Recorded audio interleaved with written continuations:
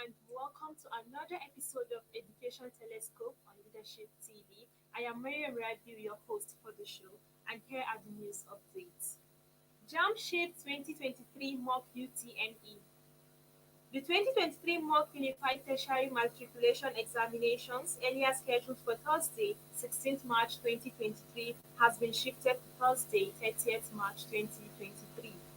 A press statement released by JAMB Head Public Affairs and Protocol, Dr. Fabian Benjamin said candidates who registered early and indicated their willingness to take the mock UTME would be notified as to when to print their mock UTME notification slip, which would contain their centers and their details. The mock UTME is an optional examination introduced by the board to provide opportunity for candidates to have hands-on experience with the system as well as afford the board an opportunity to ascertain its readiness and that of its partners for the main UTME, which is scheduled to hold between 29th April to 12th May 2023.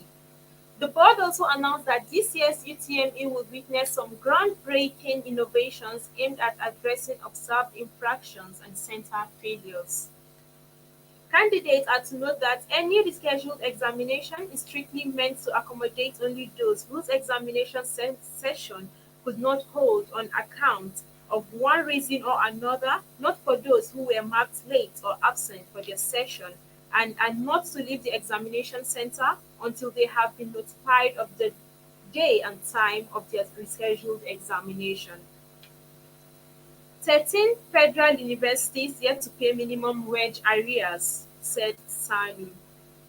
The Senior Staff Association of Nigerian Universities (SANU) has lamented that over 13 federal universities were yet to pay arrears of the new minimum wage of their staff. In view of high inflationary trend in the country, SANU expressed concern over the delay in the commencement of renegotiation of the 2009 agreement with the federal government. It demanded an immediate commencement and conclusion of the exercise without any further delay, as the contents of the current agreement had been eroded by the harsh economic situation occasioned by hyperinflation and its attendant effects on workers. The association called on the head of service of the federation to stop the usurpation of the functions of the University Governing Council on the promotion of staff of universities. These, among others, were contained in the resolutions reached at the regular National Executive Council meeting of SANU, which was hosted by the Umaru Musa Yar'Adua University, Katsina State. In a communique read by the National President of SANU, Muhammad Ibrahim, the association expressed concern that its members in over 13 federal universities had either not been paid or fully paid the arrears of the minimum wage approved by the government. The affected universities included the Federal University Otoke, Michael Okpara University of Agriculture Umudike, Federal University Dutsenma, Abubakar Tafawa Balewa University Bauchi, Federal University Gashua, Yobe, and Federal University Kashere. Other universities still owing workers are University of Maiduguri, University of Uyo, Akwa Ibom State, Modibo Adama University Yola, University of Benin, Federal University Lokoja, University of Lagos, and Federal University Lafia. Lagos government to harmonize public-private schools' academic calendars. The Lagos state government has announced plans to harmonize and standardize the academic calendars of public and private schools in the state. The move, which is planned ahead of the 2023-2024 academic session, will ensure that school children have the minimum standard of learning, days and hours.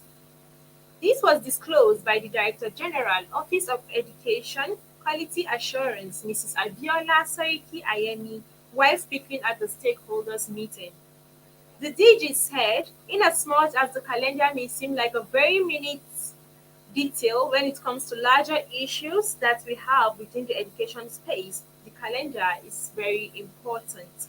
This is to ensure that children have the minimum standard of learning, days as well as hours, and most importantly, standardization across the board, not just in public schools, but private schools as well. And the next story says OAU denies recruitment rumors. The management of the Obafemi Awolowo University Ile-Ife, Osun State, has debunked a conversation online about an alleged staff recruitment exercise going on in the university. The university revealed it is not currently recruiting any staff at the moment. This was disclosed in a statement titled "Beware of Scammers, OAU is not recruiting," released by the university spokesperson Abiodun Olarewaju on Sunday and made available to the press. Dr. Williams Abba is said to have been engaging the general public on behalf of the university management, promising to assist people with employment in the university. OAU described the conversation as not only false but devilish, malicious, and a pure scam. It urged the general public, particularly those desperately in need of employment, not to engage in any conversation with anybody or any group. It also warned that the university does not advertise its staff recruitment exercise on social media. Any person or group of persons who transact or has transacted any business with him in the name of the university does so at their own risk, it said. National Open University to graduate 28,675 students at 12th convocation.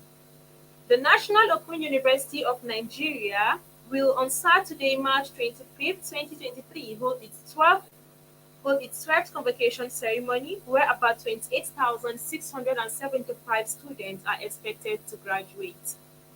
Out of the total number of 21,281 are undergraduate from various faculties, while 7,394 are postgraduates. The ceremony, which is scheduled to hold by 9 a.m., will be held simultaneously across the university's 108 study centers across the country. The ceremony is billed to take place both on-site and off-site. According to a public announcement signed by the registrar, Mr. Oladipo Ajayi, all first-class graduates, first-degree graduates in studying centers in Federal Capital Territory (FCT), award winners, PGD graduates, master's degree, and PhD graduates will hold an on-site ceremony at the university headquarters, JAMB, Abuja. In the same vein, all first-degree graduates in other study centers will hold the ceremony at their study centers in the various state capitals. The ceremony will also feature award of bachelor's degrees, postgraduate diplomas, master's, Doctor of Philosophy, and honorary doctorate degrees at the Convocation Arena, NOUN on-site, while other graduates are to participate from their respective study centers by joining the virtual convocation site by 10 a.m. Furthermore, graduates are hereby informed that certificates are ready for collection and will be distributed from Monday 3rd to Saturday 8th April 2023 at various state capital study centers between the hours of 8 a.m. to 5 p.m. The next story says undergraduates deny treatment over bed space dies. The family of an undergraduate of the University of Port Harcourt, Deborah Dufan, has been thrown into mourning after she died outside the emergency ward of the Lagos University Teaching Hospital Idi-Araba, Surulere, due to a lack of bed space to admit her into a ward in the hospital for prompt treatment. It was gathered that until Dufan's death, she was suffering from hyperthyroidism, a medical condition associated with overactivity of the thyroid gland, resulting in rapid heartbeat and an increased rate of metabolism.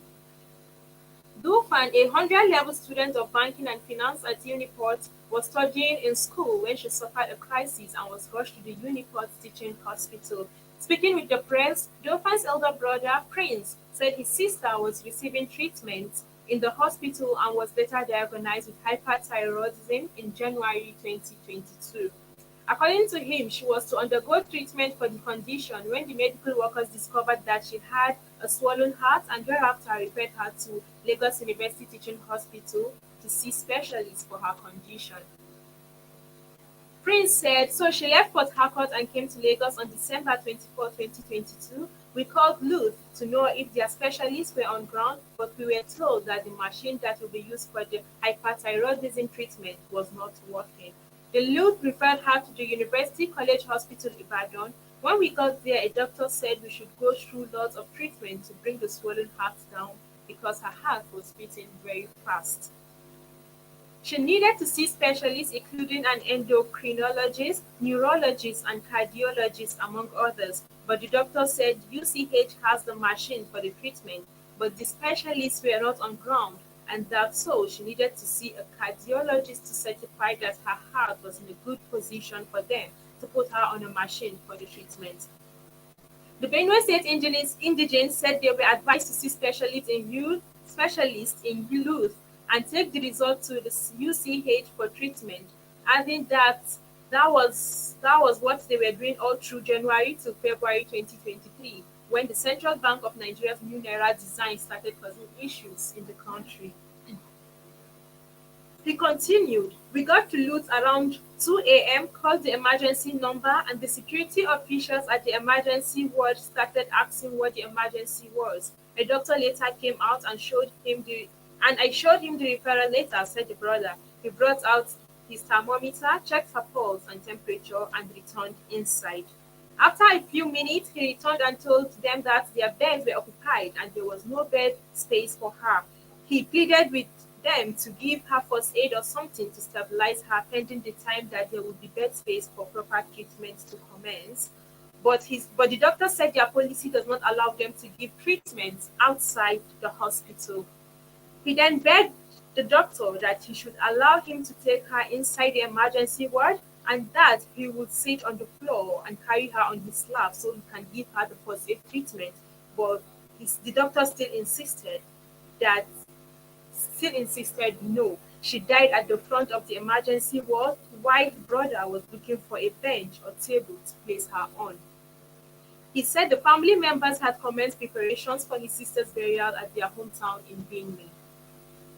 Kaduna University gets first female registrar, bursar, in 19 years. The Governing Council of the Kaduna State University (KASU) has appointed Samira Balarabe and Hawa Udalhat as the first female registrar and bursar of the institution, respectively. Adamu Bargo, the varsity spokesperson, announced the appointment recently. Bargo said Balarabe took over from Samuel Manshop on March 15th after his tenure came to an end.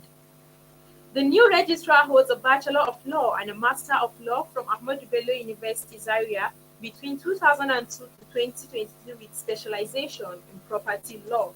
She is a member of the Nigerian Bar Association, Senior Staff Association of Nigerian Universities, Association of Nigerian University Professional Administrators, and Chartered Institute of Arbitrators in Nigeria, among others. She also served in the establishment unit in charge of council affairs, postgraduate school as secretary, academic secretary in the academic affairs unit, as well as member and secretary to various committees in the varsity. On her part, Dalhat took over from Ahmed Ibrahim. Until her appointment, Dalhat was the immediate deputy bursar and headed the department as acting bursar. She holds a Bachelor of Science degree in accounting and a Master of Science degree in accounting and finance from Ahmadu Bello University, Zaria. She joined the service of the university in 2006 as an accountant too in the bursary department and rose through the ranks of the position of deputy bursar. Dalhat also served as a member of various committees in the university and equally served as a part-time lecturer with publication and supervised postgraduate diplomas. Sanwo-Olu orders probe of Lagos pupil sent home from school over Peter Obi's poster. Babajide Sanwo-Olu, Lagos State Governor, has directed the State Ministry of Education to commence investigation into the complaints of a parent whose child was sent out of school for using the poster of Peter Obi, one of the contestants in the last election, to wrap his books. Marvelous Barinada, a 10-year-old pupil of Odomola Secondary School in Efe area of Lagos, was reportedly sent home from school by the principal for allegedly wrapping her book with the poster of Obi, the presidential candidate of the Labour Party. Marvelous' mother, who took to social media to decry the situation, appealed to Nigerians to come to the family's rescue, saying the girl was a political apolitical, and just 10 years old. The Commissioner for Education, Mrs. Folashade Ade-Fishayo, who announced the measure, said the governor has approved the recall of the principal, who will be asked to explain the incident. The commissioner reassured the public that the matter will be dealt with within the scope of strict regulations, as the reason for sending home the student is unacceptable. And the last news for today says Adeleke considers reintroducing e-tablets in Osun schools. Osun State Governor Ademola Adeleke has directed the Ministry of Education, Science and Innovation to look into the reintroduction of digital e-learning tablets in Osun schools. Adeleke said it is part of his efforts to drive education in the state through technological innovations. Former Governor Rauf Aregbesol's government pioneered e-learning in Osun schools and introduced e-tablets and computers to aid learning and teaching in Osun. 300,000 students benefited from this program, hence increasing the pass rate of Osun senior secondary pupils by over 193%, while saving the state over 8.4 billion naira in annual textbook expenses. Adeleke, while presenting instructional materials to pupils as part of activities to mark his 100 days in office, decried the poor performance of pupils and West African Examination Council's ranking, faulting the failure of tech innovation in schools. He suggested possible solutions to the challenges faced by the education sector. And that is all on today's edition of Education Telescope on Leadership TV. Thank you for watching. I am Miriam Rabiu, your host for the show. See you next week, same time. Bye.